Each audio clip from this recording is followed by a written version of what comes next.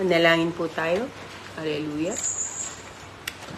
Amang banal, Diyos na buhay at makapangyarihan sa lahat, sa gabing ito, kami po'y dumudulog sa iyo at nagpapasalamat sa pagkakataong muling binigay mo. Kami ay makapag-aaral muli ng iyong mga salita. Samahan kami ng iyong banal na Espiritu, patnubayan mo kami ng sagana, at dalangin po namin sa oras nito.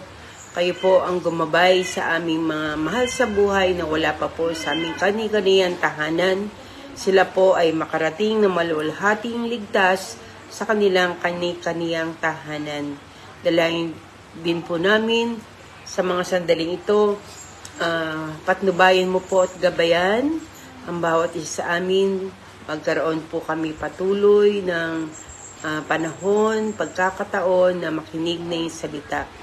At sa oras ito, inaalala po namin yung mga tao na nasa panganib. Ingatan mo po sila, yung mga tao, Panginoon, na nakakaranas ng baha, bagyo. Lord, pakaingatan mo po, Panginoon, ng mga taong ito. Sila man po ay nakikinig o hindi nakikinig na aming live stream. Pakaingatan mo po at nawa ang buong pamilya nila ay maligtas sa anumang kapahamakan. Lord, sa gabing ito, hinihiling din po namin na iligtas mo po sila sa mga sakuna at sa mga gawa ng kaaway. Makarating sila ng maluwalhati sa kani-kaniyang mga tahanan. Dalangin din po namin na kayo po ang tumulong upang ang aming bansa ay maligtas sa panganib o kapahamakan o sa maraming mga sitwasyong hindi mabuti. Pinagkakatiwala po namin sa iyo ang panalangin ito. Samahan kami na yung banal na Espiritu sa aming pag-aaral. Sa pangalan ni Kristo Jesus, ito po ang aming panalangin. Amen, amen, amen. Amen. Praise God. Magandang gabi po muli sa lahat ng mga nakatune in na. Maraming salamat sa mga kapatid na narito na sa ating nakaantabay na sa ating pag-aaral ng salita ng Diyos. I-share po ninyo ito at pakipaalalahanan ang mga ibang ating mga kapatid upang makapag-aral bawat isa sa atin ng salita ng Diyos, no? Bago po tayo magsimula, nagpapasalamat po ako sa lahat po ng mga kapatid na nanalangin para po sa amin, pamilya, at sa lahat ng mga tumulong, no, nanalangin, sumuporta, nagbigay ng abuloy, at nagpunta pa po doon sa Antipolo, no, sa burol ng aking nanay. Kahit malayo po ang lugar ninyo, lalo na po yung mga taga San Jose na nakasama, maraming pong salamat, no? Sa lahat ng mga abuloy ninyo, salamat po, malaking bagay po yun. Yung mga kapatid na nagpunta po doon at sumama sa ating gawain, maraming pong salamat. At sa gabing ito, magpatuloy na po tayo sa pakikinig po ng salita ng Diyos, no? Okay, tutuloy po natin yung ating message last Sunday na all about prayer. Lahat ng bagay patungkol sa panalangin, no? So, nahinto po tayo. Hindi pa po tapos yung ating shinare last Wednesday nang ako po ay nagturo July 20, alam ko po, July 20 po yun, kung di ako nagkakamali. No? So ngayon naman po, dako po tayo sa karugtong ng ating pinag-aralan. Ang ating next topic is about general requirement of prayer. Ano-ano po ba yung mga requirement, yung mga dapat natin tandaan sa ating panalangin, no? Ang napakaganda na tayo po ay laging lumapit sa Diyos, dumulog sa Diyos sa ating pong pananalangin. Ngayon, bago po tayo lumapit sa Panginoon, may mga requirement din po tayo na dapat masunod kung nais po natin na tayo po ay manalangin sa ating Panginoon. Una po, sinasabi po ng kasulatan dapat magkaroon po tayo ng isang malinis na puso, no? Sa Psalm 66 verse 18, sinasabi po doon sa mga awit 66 o 66 talatang 18 at 19, sabi doon, if I regard iniquity in my heart, the Lord will not hear me. Kung pinakukundanganan daw natin ang kasamaan sa ating mga puso, ang hindi tayo diringgin ng Panginoon. So, napakahalaga pala na magkaroon tayo ng isang malinis na puso before we pray. So, yung mga part ng ating prayer na isa po doon sa bahagi ng parte ng ating panalangin na yung tinatawag na confession. Confession sa ating mga kasalanan, no? So, ito po ay tama na ating confess sa Lord, sa ating Panginoon. Kung meron tayong naalala mga kasalanan, kung wala man tayong naalala, humingi tayo ng tawad na anumang bagay na nagawa natin, naisip natin, nasalita natin, na hindi tama at hindi kalugod-lugod sa Diyos, ay pagpatawad ng Panginoon, no? So, yun po ay parang general, no? Pero napaka-inam po yun kung hindi nyo matandaan, gawin na lang po natin general. Pero siyasatin po natin, kagaya ng ating topic class, Wednesday, na ako ay turo, yung pagsisiyasat ng ating mga puso. Kasi may mga kasalanan tayong nagawa na alam natin o sinadya, o yung may mga kasalanan na gawa na hindi mo alam, na akala mo hindi pala kasalanan. Kaya nga dapat humingi tayo ng tawad. Kasi sinabi po sa Psalm 66 na kung may kasamaan tayo sa ating mga puso ay hindi tayo diringgin ng ating Panginoon. At actually, yung sinasabi po sa unang 1:9 o 1 John 1:9, if we confess our sin, He is faithful and just to forgive our sin.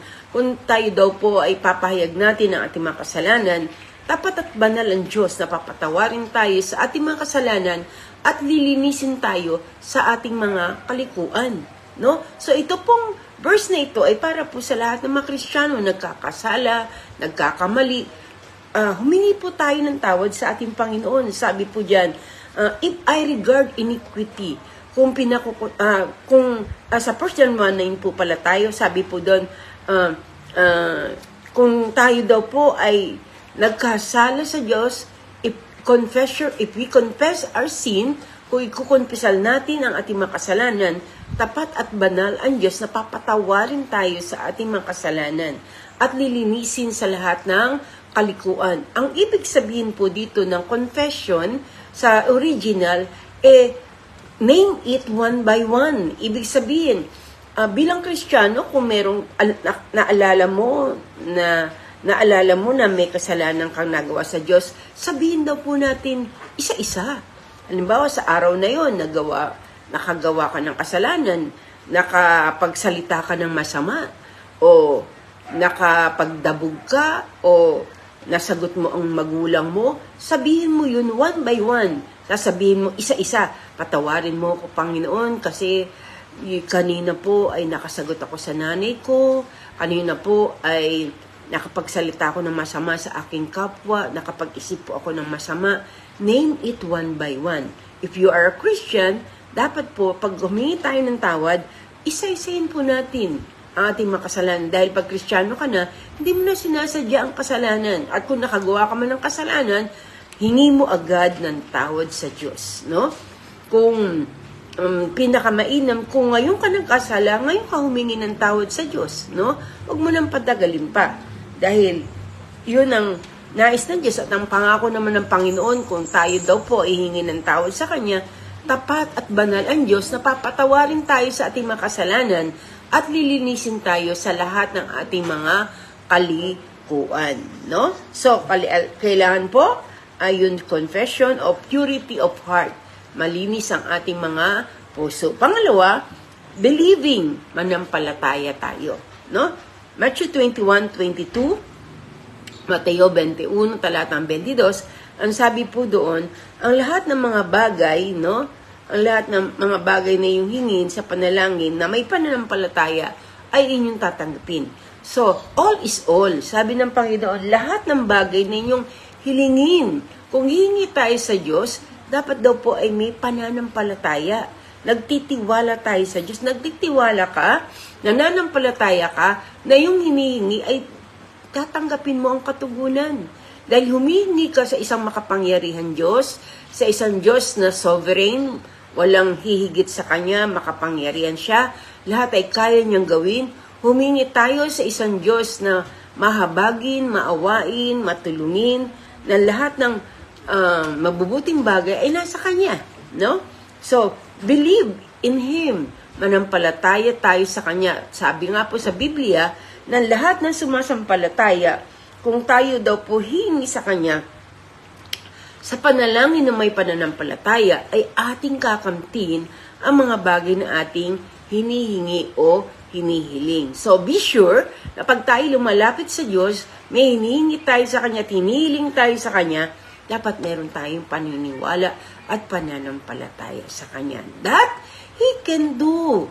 Nagkaya niyang gawin yung mga bagay ng hiningi na kung ito'y ayon sa Kanyang salita, ayon sa Kanyang kalooban, ayon sa Kanyang naisin, hindi pwedeng hindi natin tanggapin. No? Ang kailangan lang ay sumampalataya tayo. Pangatlo, tayo po'y manalangin in Christ's name.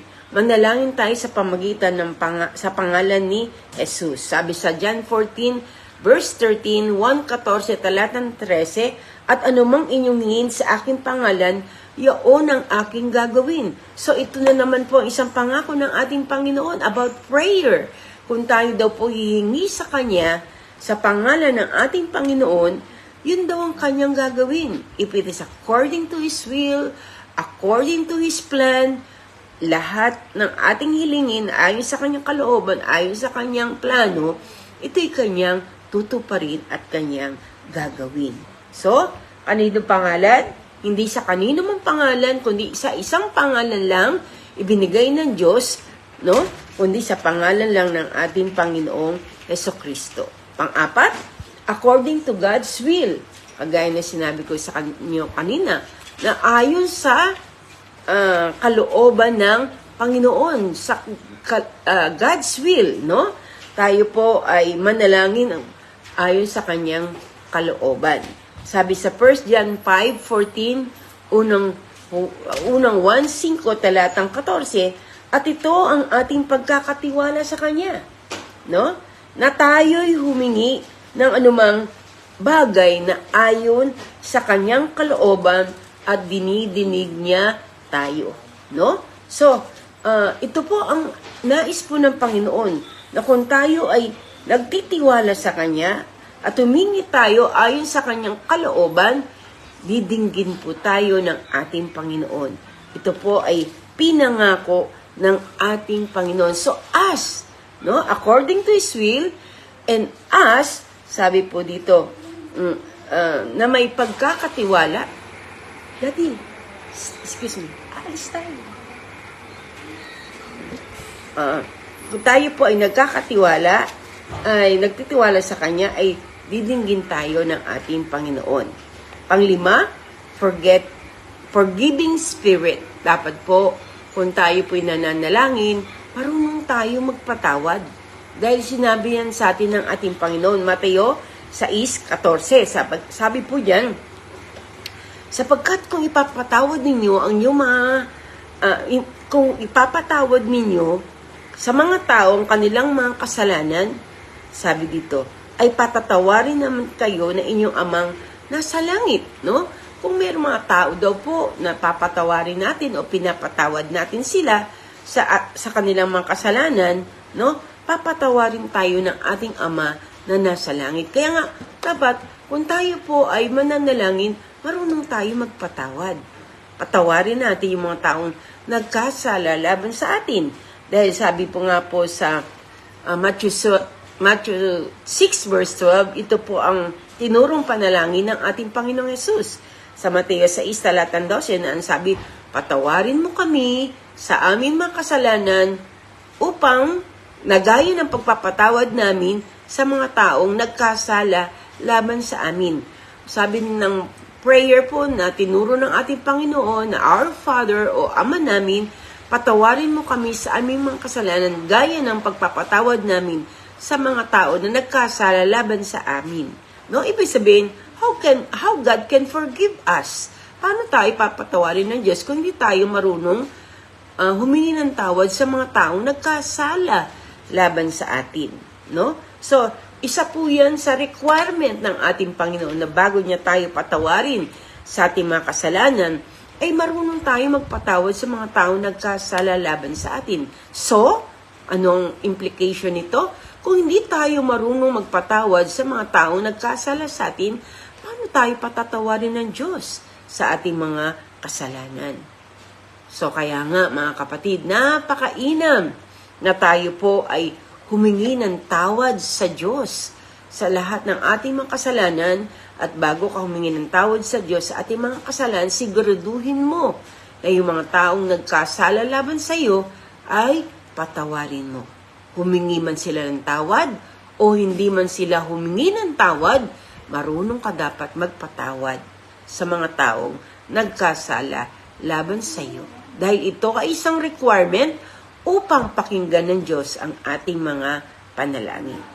Pang-anim ay humility and repentance. Yung pagpapakumbaba at pagsisisi. No? Sa Luke 18:10-14, sa Lucas 18, talatang 14, alam natin yung kasaysayang ito, madalas na natin itong mabasa, marinig, patungkol sa Pariseo at sa mga maniningil ng buwis. No? Ang sabi ng isang Pariseo, ng reliyosong leader ng church, religious leader ang isang Pharisees, no? Ang sabi niya na siya umakyat sa templo, katabi niya doon sa templo na nananalangin din ang isang maniningil ng buwis.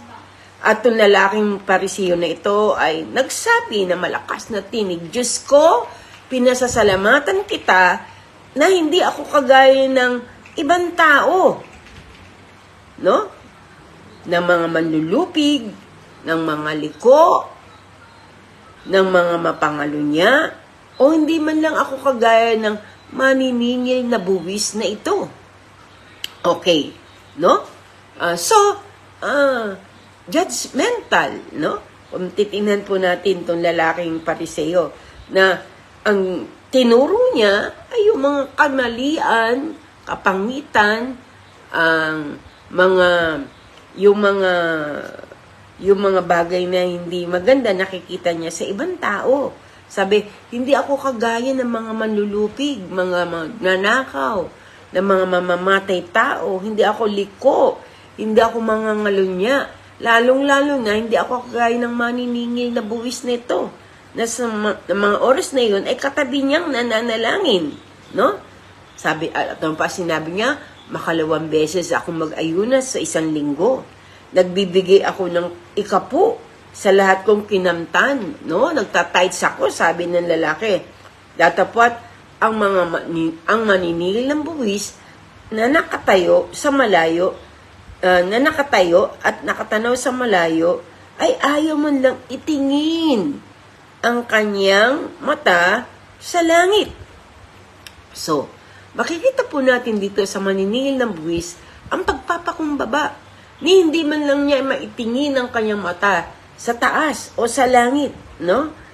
At dinadago kanya ang kanyang dibdib na nagsasabi, Diyos ko, no? Ikaw ay mahabag sa akin. Ako po ay isang makasalanan. Yun po payag ng lalaking to. Nag-confess siya. Humingi siya ng tawad, no? Nag-repent siya. Nagpakumbaba siya. Sabi niya, no? Ikaw ay mahabag sa akin, ako ay isang makasalanan.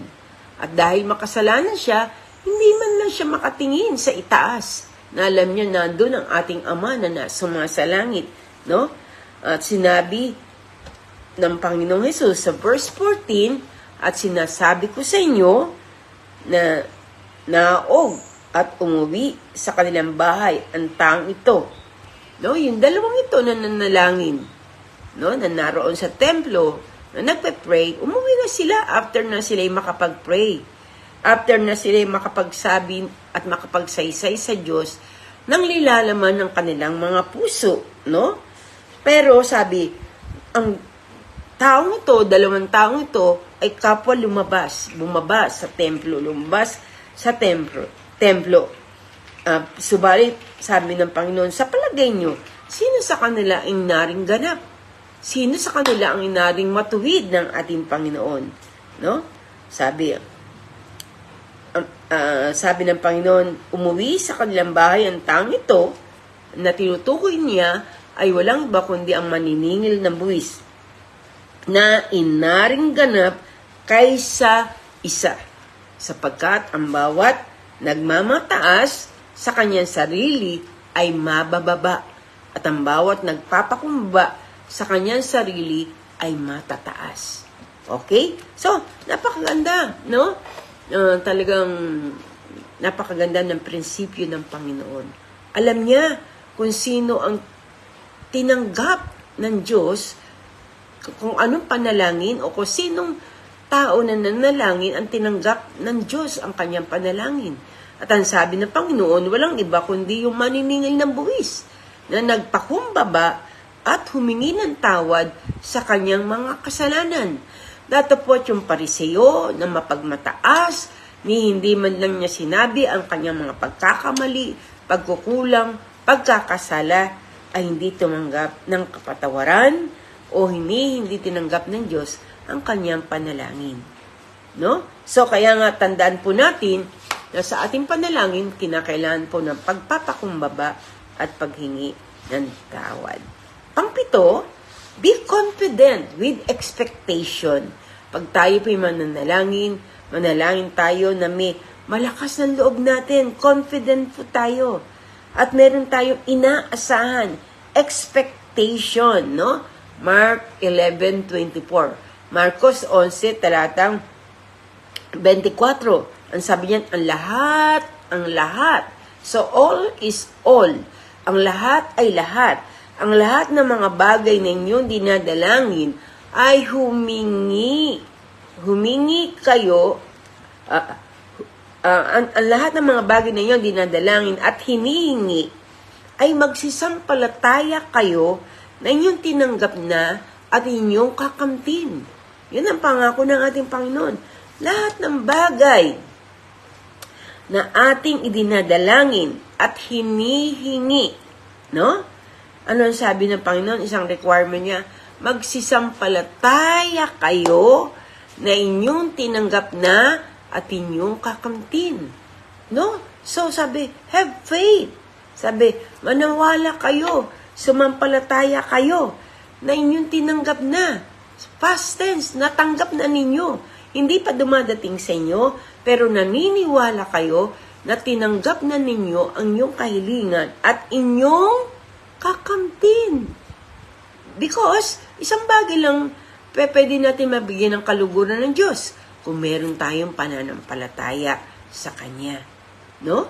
So, kung tayo ay may pananampalataya sa ating Diyos, no? Sabi, tatanggapin nyo anumang bagay na inyong hilingin.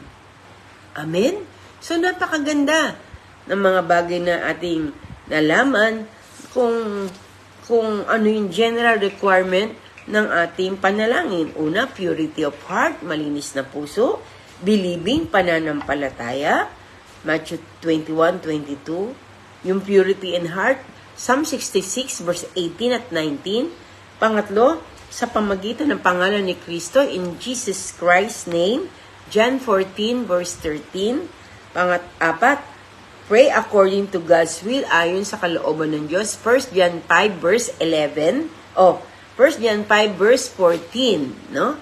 Unang 1:5 talatang 14. Panglima ay forgiving spirit, yung mapagpatawad na espiritu, Matthew 6:14 and Matthew 6 verse 12. Pang-anim, humility and repentance, Luke 18:10 to 14. Lucas 18, 10 hanggang 14. At panghuli, Mark 11:24, with confidence and with expectation. No?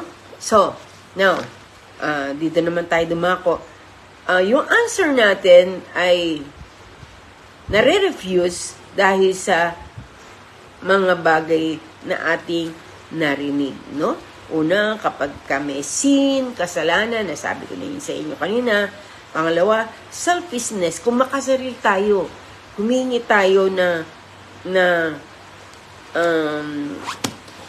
tayo ay palalo, hindi maayos, hindi tayo didingin ng Panginoon kung merong kapalapluan sa ating mga puso, kung merong kung tayo po ay humingi ng selfish tayo sa ating paghingi sa Kanya, no? So, ano sabi sa Santiago 4, talatang 3? Sabi sa Santiago 4, talatang 3, pakinggan po natin, ito po ang sinasabi sa verse 3 ng Santiago 4, sabi po sa verse 3, at huwag humingi, at humingi man kayo, ay wala rin kayong matatanggap, no? Sabi po diyan, kung humingi kayo, wala kayong matatanggap. Dahil hindi tama ang inyong layunin. Humingi kayo upang mapagbigyan ang inyong kalayawan, no? So, alam ng Diyos, kung tayo humingi, hindi tayo tumatanggap dahil humingi lang tayo na ibang motibo natin. Wrong motive. Makasariling kalooban, no?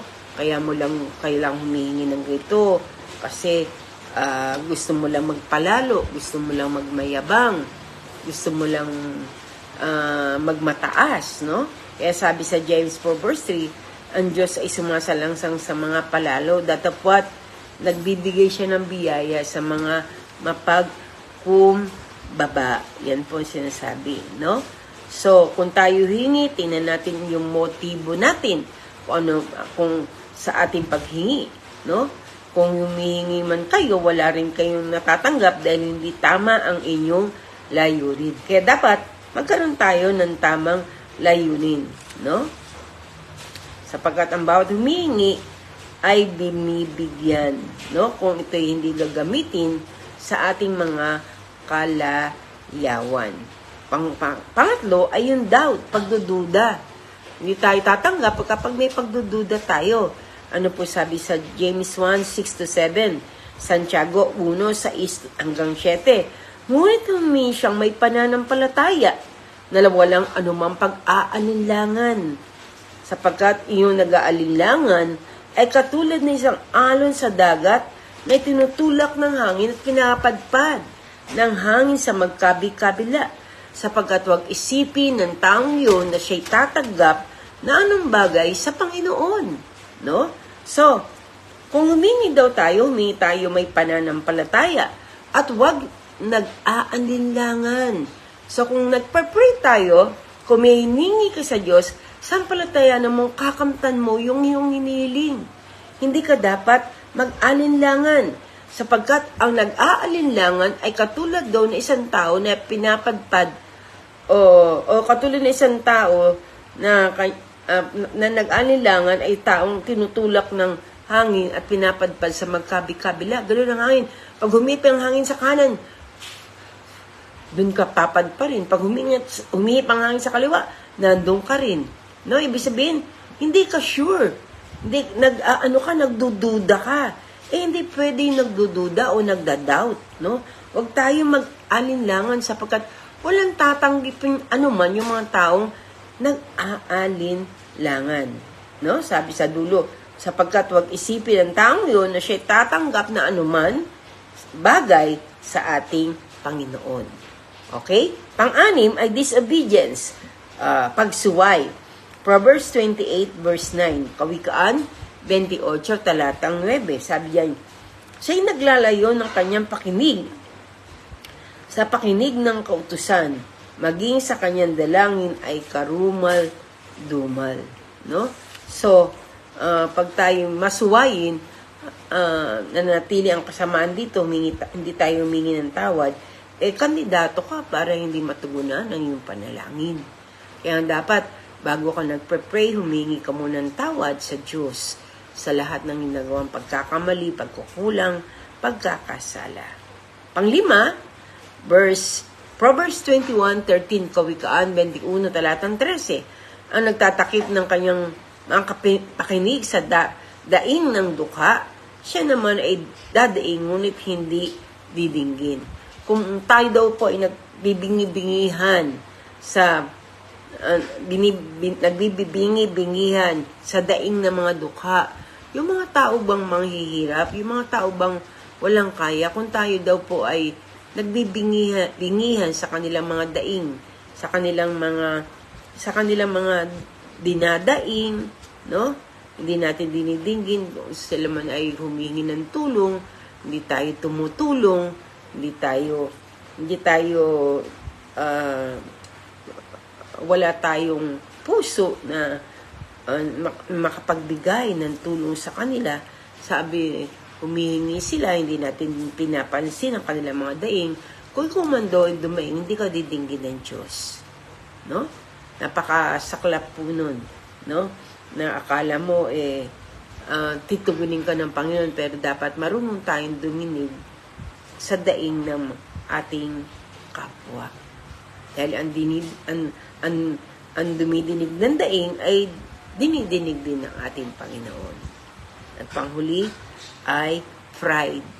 Na yung kwento kanina sa Luke 18, yung Pariseyo at maniningil ng buwis, na mataas masyado yung Pariseyong ito, nagmamalaki siya dahil nakakagawa siya ng pag-aayuno, nagmamalaki siya dahil siya ay nakapagbibigay ng tithes, ng offering, nagmamalaki siya dahil nagagampanan niya ibang mga bagay, pero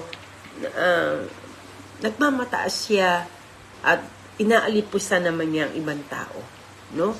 Who are we? Sino tayo para ilipustahin ang mga tao, ibang tao? No? So, kung ginagawa nila ang bagay na mali, panalangin na lang natin sila sa Panginoon. Yun po ang mainam. Okay. So, why do we pray? Bakit tayo nananalangin? Una, it is the basic purpose. The basic purpose of prayer is to get ano po ba ang basic purpose ng prayer? Bakit po tayo nananalangin? Tandaan po natin na sinisigurado ng Biblia na ang Diyos ay tumutugon sa ating mga prayer, sa ating mga panalangin. He responds, no? Nagre-respond siya at nagkakalob siya sa lahat ng ating mga pangangailangan, no? Pero wag mo isipin na kaya ka nagpe-pray para lang ibigay ng Diyos sa iyo ang lahat ng iyong pangangailangan. Hindi sa lahat ng bagay ay yan ang dahilan para magkaroon ako, no? O para bigyan ako ng Diyos, kinakailangan ko mag-pray, no? But God could give us without prayer. Pero dapat nating munawaan at malaman na kaya magbigay ng Diyos sa atin kahit hindi tayo nagpe-pray. Kahit hindi mo nga ibuka bibig mo kaya ng Diyos at alam ng Diyos ang kailangan mo. No? Sa araw-araw. Alam ng Diyos ang pangangailangan natin sa araw-araw. No? Now, kung ang Panginoong Yesus ay nagbibigay, kaya magkaloob ng ating Panginoon kahit hindi tayo nagpe-pray, ba't pa tayo nagpe-pray? No? Yun siguro ang iniisip ninyo. No? Okay. Sa Ephesians 3:20, sabi po dyan, He is able to do immeasurably. No? Siya po ang kayang gawin ng Diyos pag tayo ay may hinihiling sa Kanya. Kaya niyang gumawa ng lubhang sagana. No? Higit pa sa lahat ng bagay ni iyong hinihingi at iniisip. Diba? Pag tayo may hinihingi sa Diyos, may iniisip tayo, ay, ito gusto ko. Ito ang hiling ko. Pero higit pa sa iyong hinihingi, higit pa sa iyong iniisip, ay kayang magkaloob ng Diyos. Pero one thing mga kapatid, wag nahihingi ka sa Diyos na ang plano mo at layunin mo para tumanggap. No? Hindi si Jesus kagaya ni Santa Claus. O hindi siya isang genie na nakalagay sa bote. Tandaan po natin yan, no? Hindi siya kagaya ni isang genie na nire-requestan ng mga taong nakapulot sa kanya, no? Hindi rin siya kagaya ni Santa Claus na hihingi ka, lahat hihingin mo, no? Ano dahilan? Kung kahit hindi tayo humingi, pwede, kahit hindi tayo mag-pray, kaya ng Diyos bigay ang ating panalangin. Pero Bakit mahalaga ang panalangin? Bakit ginawa niya ito dahilan ang prayer ay napakalaga? What is the main idea of God in prayer? Ano ba yung tunay na idea ng Panginoon sa panalangin? Okay, halimbawa, bibigyan ko kayo ng halimbawa. Ang isang tao, isang bata, pag siya'y pumunta doon sa bahay, dumating sa bahay niya, no? Umuwi siya, galing sa eskwelahan o galing sa laruan, umuwi siya. Bakit? Dahil gutom na gutom siya. No? So, ang hunger, ang kagutuman, marahil ito yung drive niya, kaya siya tumatakbo para umuwi sa bahay niya. No? But, pag uwi niya, sino muna yung hinahanap niya? No? O sino yung gusto niya makita? No? Okay. Ang kanyang hinahanap, pagdating niya sa bahay, kahit gutom na siya, ang una pa rin hinahanap ay yung parents niya. Yung nanay niya, yung tatay niya. Lalo na yung mami, no? Dahil ang mami ang laman lagi ng bahay. No? Nandiyan ba si mami? Nasaan ba si mami? Nandiyan ba si nanay? Nasaan ba si nanay? Pero kahit gutom siya, ang unang hinahanap niya, nanay niya. So, anong implikasyon nito sa sinabi ko? Ibig sabihin, kahit gutom na gutom siya, ang hinahanap pa rin niya, mas mahalaga pa rin sa kanya, yung nanay niya. Tayo din. Kahit na may mga pangangailangan tayo at marami tayong pangangailangan, ang unang hanapin pa rin natin, siya na nagpapala sa atin. Siya na nagbibigay sa atin ng katugunan sa ating panalangin. Na hindi natin agad hinahanap yung mga kailangan natin. Hindi natin agad nanasain yung mga hinihingi natin, kundi hanapin muna natin, siya na nagpapala sa atin. God. Kaya nga, pagka isang bahagi ng prayer natin ay yung adoration, yung pagpupuri, pagsamba sa Diyos, bago ka humingi, sumasamba ka muna. Nagpupuri ka muna sa Kanya.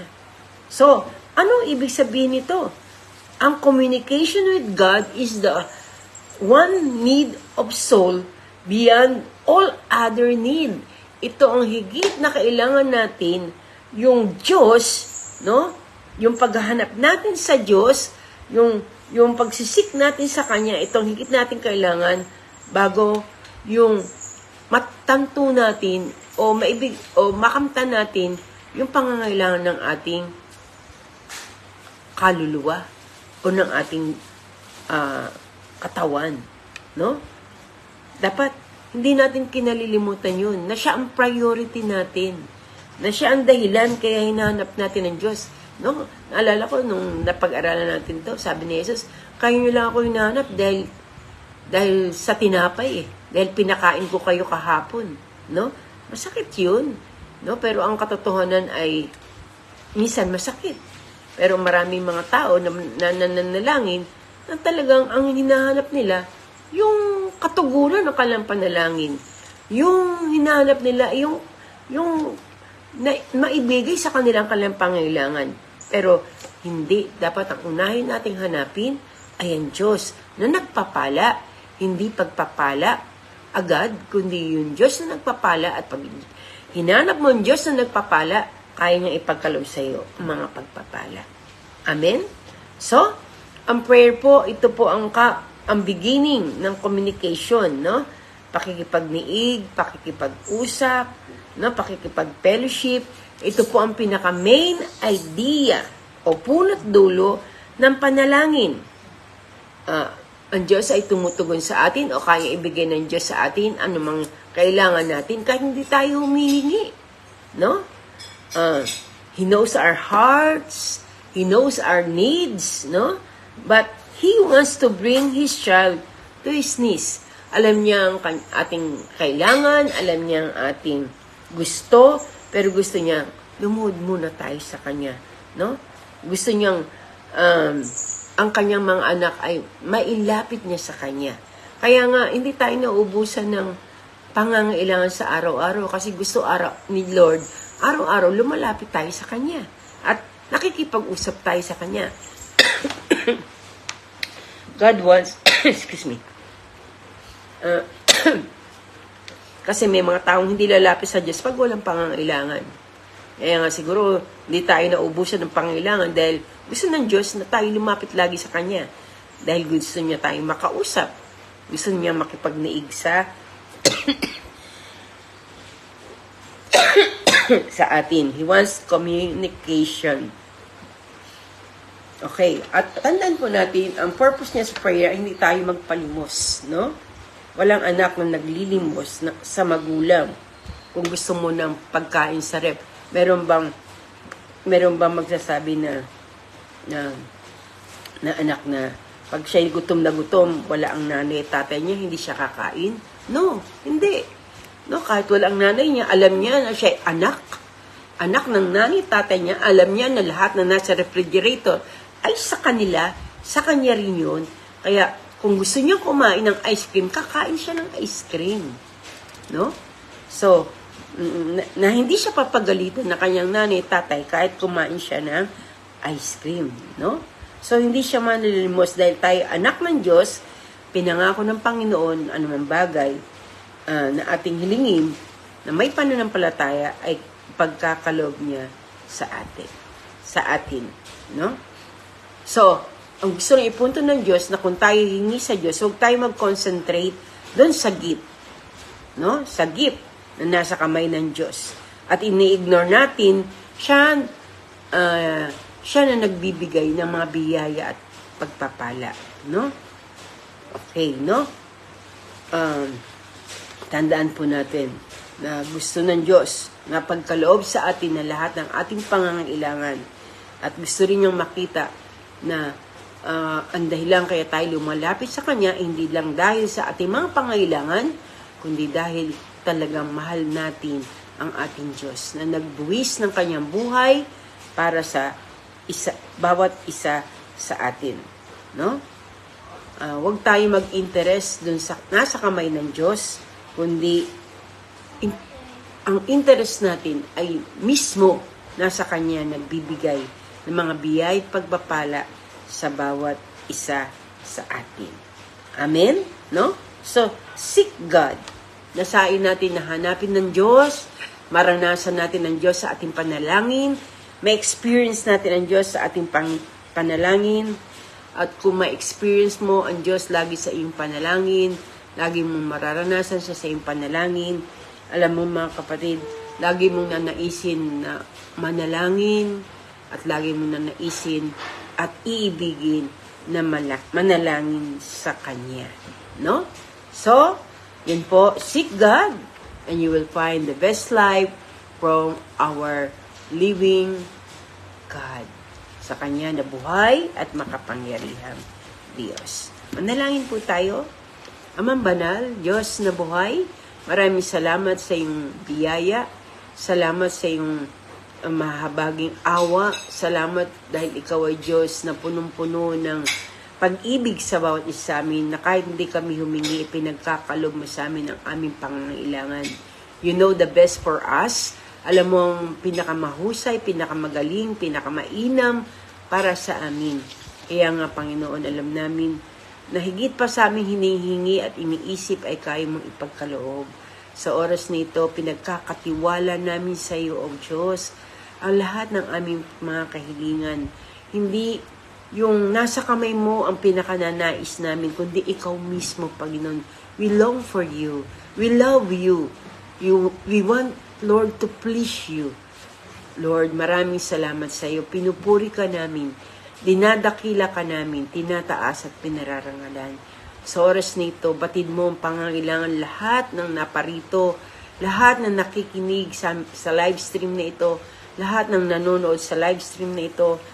Lord, lahat po ng naka-tune in na o yung mamaya pa sila magbubukas dahil wala pa sila sa kanilang mga kani-kaniyan tahanan. We are praying, Lord, na pagpalain mong bawat isa. Tugunin mo ang kanilang mga kahilingan sa iyo. Ano man to, ayon sa iyong kalooban, ayon sa iyong salita, ayon sa mahabagi mong awa. Lord, tulungan mo po ang bawat kapatid na magtiwala sa iyo. At sino man sa sampalataya at nagtitiwala sa iyo, hindi mapapahiya. Bigyan mo ng katugunan ang kanilang mga kahilingan, ang kanilang mga panalangin. Sino man sa kanila may sakit karamdaman, sa pangalan ni Jesus, aking winawasak ang espiritu ng sakit karamdaman na gumagawa sa kanila, maging sa mga mahal nila sa buhay. In Jesus' name, I rebuke you in the name of Jesus Christ of Nazareth and the power of the Holy Spirit. And now, let your healing touch, healing power be upon them right now. Mula sa kanilang ulunan hanggang sa kanilang talampakan, ang dugo ng Panginoon Jesus ang tumakip sa kanila at magbigay sa kanila ng kagalingan. Lord, pagpalain mo ang buhay ng bawat isa at patuloy naming hiniling na makilala ka ng lubusan ng bawat isa. Patuloy mo katagpuin ang kanilang kahilingan, ang kanilang panalangin sa araw-araw. Salamat po at patuloy nilang tuparin at ganapin yung mga bagay na kanilang napakinggan. No? Lord, yung matuto silang unahin ka, hanapin kaysa sa mga bagay na nasa iyong kamay, Panginoon. Salamat po sa lahat ng katugunan ng aming mga panalangin. Luwalhati sa iyo, parangalay sumayo, pagsamba ay sumayo, ngayon, bukas, at magpakailan, kailan paman. Salamat po, Ama. We love you. We bless your name. We exalt your name, O God. Thank you, Jesus. Thank you, Father. Thank you, Holy Spirit. Ito po ang aming panalangin at pagsamo sa tanging pangalan ni Kristo Jesus. Lahat po tayo magsabi ng Amen, Amen, Amen. Amen po.